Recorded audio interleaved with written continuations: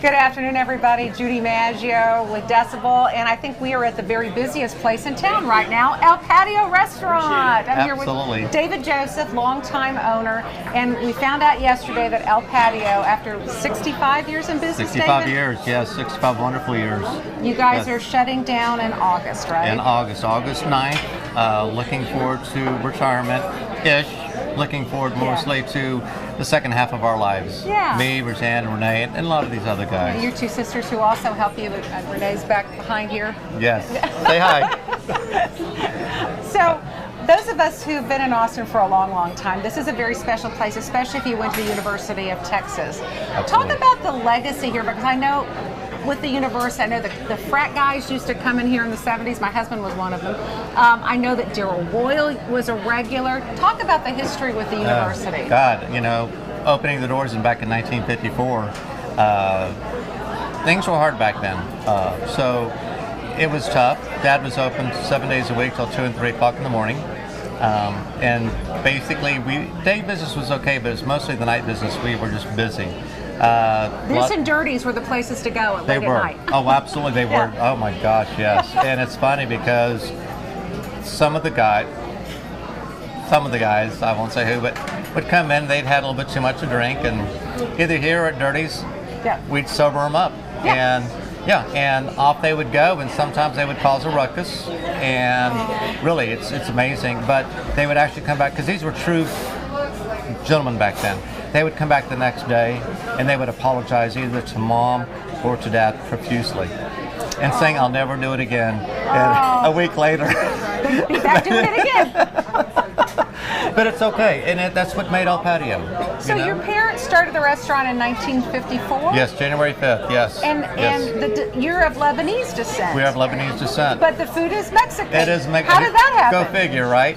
Yeah. Lebanese food is very hard to make. Very, very hard to make. It's time consuming, and with Mexican food, it's just easy, it's fast. My dad started out on First Street, actually. He had a place called PJ Cafe, where Dad grew up on where the Four Seasons Hotel was. That was their property. So it was there, and then right next door was Matt's El Rancho. So Dad and Matt grew up together, and the family. It was great. Did they exchange recipes? But who knows what they did back then? I'm sure they gambled together. They probably did. Well, what about the famous people who've been here? I know that there's some pictures on the wall. It's so crowded here today. We're kind of in here tight because we don't want to interrupt all the customers coming in.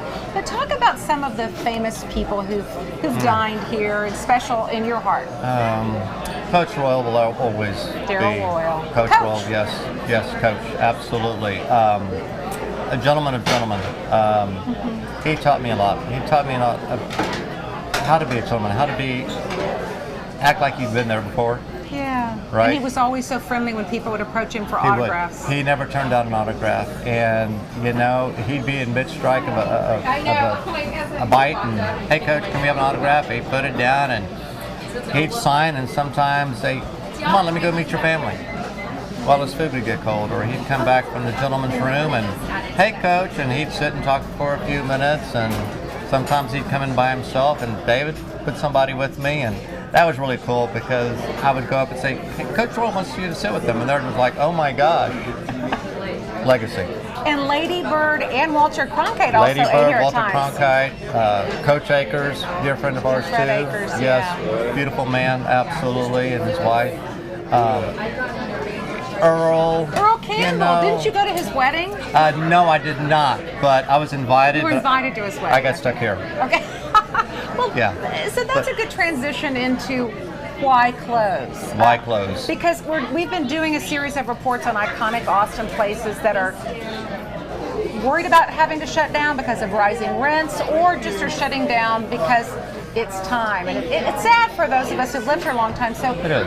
This is not really a financial decision. It is not a financial decision. No, it is. It's more of I'm ready. I'm ready to go on with the second half of my life. I've done this for 40 years. Blood, sweat, tears, nights, weekends. I know about nights and weekends. You do, I did don't that you? in TV for a long time. There you go. Exactly. Yeah. And so I've kind of just said, enough is enough, because eventually I'm going to be having grandkids, My son lives out of state, and so he's in want to travel. all places, Fayetteville, Arkansas, but God bless him. That's okay. He loves it up there. You're not going to root for Arkansas, are you? No. Okay. Well, no. We'll see. Yeah, exactly. Depends on what the grandkids want Right, you to do. exactly.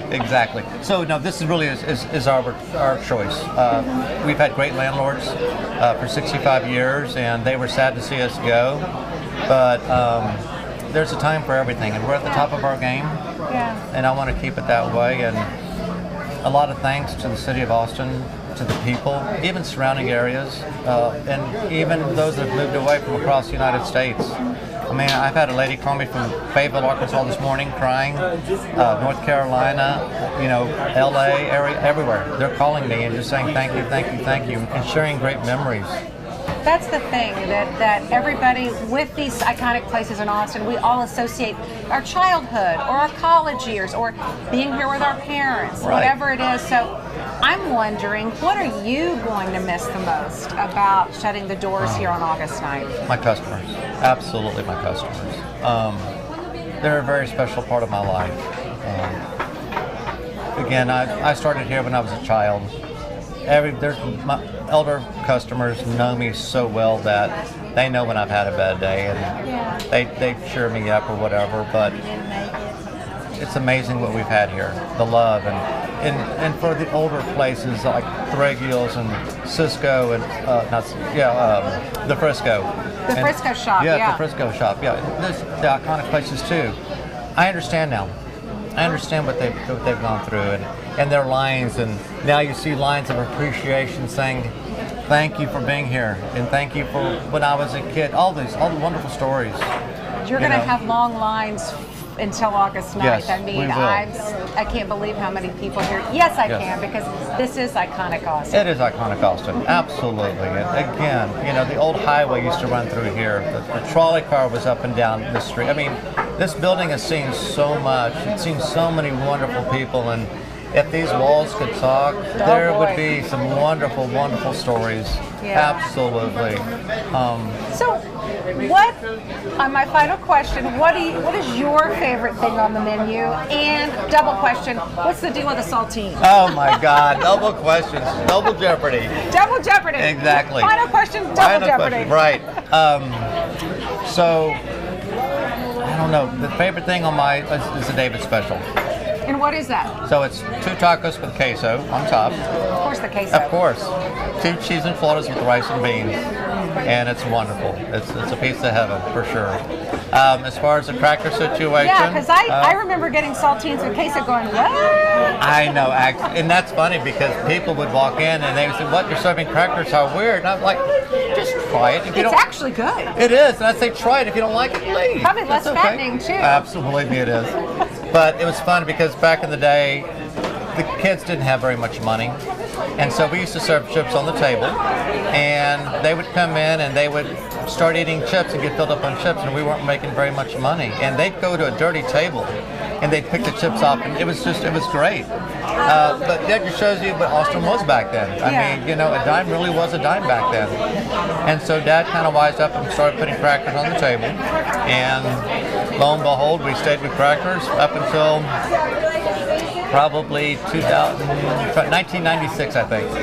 And I think I finally went to chips. Yeah, it was a great time. Great time. And again, I want to say thank you not only to the city, to all my customers, but to my employees. I bet you've had some loyal employees who've been with you for years. Great years. Benny and Joe have been with me, and they retired not too long ago, but Benny was with us for 48 years. Joe was 44 years, I believe. And all of my employees have been with me now. My 2 sisters, my sister Michelle, and Roseanne, right back here. Yeah, exactly. You can take another bow. Roseanne, take a bow. Just wait.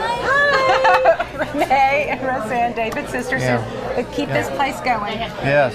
Well, we so appreciate all you have meant to the fabric of our city. Just meaningful experiences people have had here, whether they're drinking or not. Amen. Right. But it's always been a go-to Tex-Mex place for the community, and I think part of the reason we loved it was because of you guys. Thank you. Because we always felt like the people who own this place cared about the community and also wanted to know what was going on with us. Absolutely. We care. You walk in the door, it's your family. Yeah. Absolutely. Okay, so August 9th is the last day. Is there an hour that you're going to shut When down? we run out of food, we run out of food. I'm Okay. gonna take this all the way down as much as we can, so we don't have anything left over. And what about all the stuff on the walls, the souvenirs? To be determined. Maybe a great auction. It may be, I don't know. I haven't thought that far. Okay. I just need to get to August 9th first. Yeah, because I have a feeling these lines are going to continue to be I have a long feeling absolutely. or longer until August. So if you're looking for a night job temporarily, Okay. come on in.